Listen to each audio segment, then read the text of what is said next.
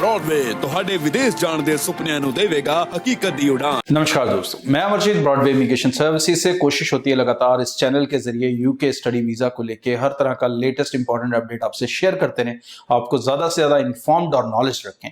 सो आज की जो हमारी बातचीत रहेगी उन यूनिवर्सिटीज की लोकेशंस के बारे में जहां पर आप बेस्ट स्कॉलरशिप्स ले सकते हैं, या स्कॉलरशिप के बाद जो फीस बनती है वो बेस्ट रहेगी। सो उसके ऊपर मैं आपको अपडेट करूंगा। सबसे पहले चाहूंगा इस चैनल को आप जरूर सब्सक्राइब करें, और कोई भी क्वेश्चन डाउट्स हो तो मुझे इंस्टाग्राम पे फॉलो कर सकते हैं, मैसेज कर सकते हैं। और क्या बेस्ट ऑप्शंस आपको मिल सकती हैं आपके प्रोफाइल के अकॉर्डिंग, अगर ये डिटेल में समझना है तो टीम को कॉल करें, अपनी अपॉइंटमेंट बनाएं, नियरेस्ट ब्रांच ऑफिस में जाके मिलें, अपने प्रोफाइल की असेसमेंट लें, और बेस्ट डील भी आप हमारे से ले सकेंगे। ब्रॉडवे की एक कोशिश होती है, बहुत लोग कॉस्ट को कंपेयर करते रहते हैं कि आपकी प्रोसेसिंग फीस क्या है, दूसरे की प्रोसेसिंग फीस क्या है। प्रोसेसिंग फीसों में ज्यादा फर्क नहीं हो सकता, वो 10, 15, 20 हजार का फर्क होगा। फर्क कहां पे होता है जो आप नहीं समझते हो, मैं आज आपको वो समझाने वाला हूं। सबसे ज्यादा फर्क क्या होता है कि कई एजेंट्स आपसे कम प्रोसेसिंग फीस लेते हैं और आप अपनी एप्लीकेशन दे देते हो, यार इसकी फीस उससे कम है, ये सस्ता है, इसके पास लगा लो, यूके के वीजा तो आ ही रहे हैं, कोई प्रॉब्लम नहीं है। अब फर्क कहां पे होता है? फर्क यहां होता है दोस्तों कि जब आपको एजेंट ऐसी यूनिवर्सिटी में डालता है जहां पर फीस ज्यादा आती है, तो हर फीस के ऊपर हमें एक इंसेंटिव आता है, तो वो जो मेरा लॉस है वो इंसेंटिव से कवर हो जाएगा, तो लॉस कहीं भी नहीं होगा। लेकिन ब्रॉडवे का मकसद क्या है? हमारा मकसद होता है कि जो बच्चे का खर्चा है, क्योंकि अगर बच्चा हमने यूके भेजा, किसी भी कंट्री भेजा, अगर वो जाके अपनी फीस, अपना एक्सपेंस ना निकाल पाए तो उसके लिए वो जिंदगी मुश्किल हो जाएगी, उसकी जिंदगी ही एक तरह से खराब हो जाएगी, इलीगल हो जाए या फाइनेंशियली वो वीक हो जाए।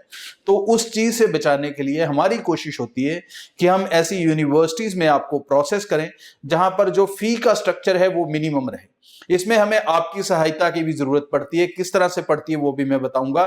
लेकिन यूनिवर्सिटीज की फीसिस दो तरह से होती हैं, एक होती है नॉर्मल फीस, फिर उसके बाद लगती है स्कॉलरशिप, और फिर उसके बाद बनती है एक्चुअल फीस। अब कई यूनिवर्सिटीज में नॉर्मल फीस ही कम होती है और स्कॉलरशिप भी छोटी लगती है, और उसके बाद भी एक्चुअल फीस आपकी कम आ जाती है। कई यूनिवर्सिटियों में फीस ज्यादा होती है, स्कॉलरशिप भी ज्यादा होती है, और एक्चुअल फीस कम है। ये कैलकुलेशन शायद आप नहीं समझ पाएंगे बिकॉज आप ये रोज कारोबार नहीं करते, but yes, being a consultant हमें इन चीजों का पता है।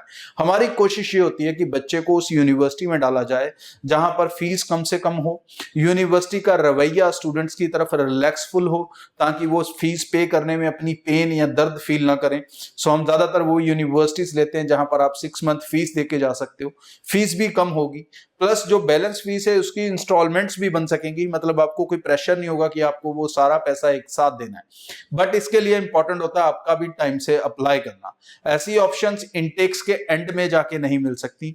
अभी आप ऐसी ऑप्शंस ले सकते हो जहां पर आपकी फीस, अगर मैं मास्टर्स की बात करूं तो 11,500 के आसपास आपको हम दे देंगे आफ्टर स्कॉलरशिप। टोटल फीस इतनी ही रहेगी जिसमें से आप 50% दे के जाओगे, बाकी आप वहां जाके आराम से इंस्टॉलमेंट्स में दे सकोगे।